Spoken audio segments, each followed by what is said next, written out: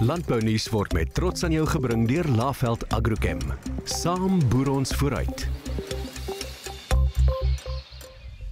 En is dit hy, Corneille Liebenberg, en hy is die bemarkingsdirekteur van Laveld Agrochem. Goeiemôre, baie welkom. Hallo Dawie.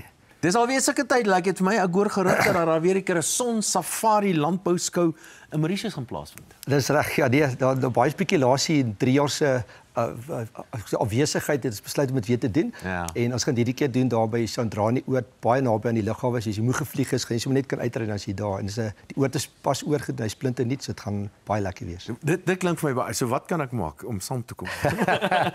Ek moet baie nice wees met my vandag. Enige tyd. Die moeilike vraag vra nie. Dawie, die hoofteken is maar ons produsente, die boere, en jy gaan nie regtig jou plek kan inkoop hierdie keer, jy gaan moet verdien.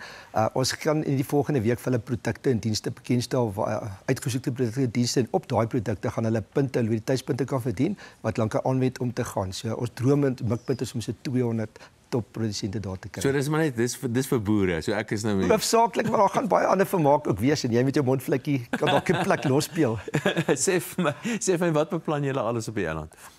Belangrikste wees soos in die verlede, ons het met 2 sonsafaris en toe al 'n seilsafari gedoen, maar ons gaan weer baie kunstenaars vat, vir Demi Lee, Carlien, Appel, ons hoop vir Joe Black ook, Rian Benadi gaan daar wees. So lekker musiek, vuurwerke, baie vuurwerke, drone-vertonings en dan topsprekers uit die landboubedryf van Amerika gaan ons mense kry, spesialiste op sitrus en op grane. Ons eie besigheidsbestuurders gaan daar wees. Hulle het so kollektief so al oor 1000 ure se ondervinding. So net om met hulle 'n bietjie informele tyd daar om die kroegies en langs die see te spandeer, dink ek gaan waardevol en goed wees. En dan net iets vir die vrouens, iets vir die kinders, redelik baie om te doen. Gemaklik as die mense daar te kry, ek weet wragtig so gaan ek hulle terugkry nie. Ja, so dis 'n familieding soort van. Beslis, nee, ons wil hê die mans met hulle vrouens saambring vir ander redes ook. Dis kom ons het in die verlede iemand soos Hanne daar gehad om hulle happy te hou, want dan kan die mans doen wat hulle wil doen, maar dit is 'n familie saamtrek, ja. So ek moet nou gaan kyk hoe moet nou te werk gaan om nou wel deel hiervan te wees. Ja. So waar kry ek meer inligting?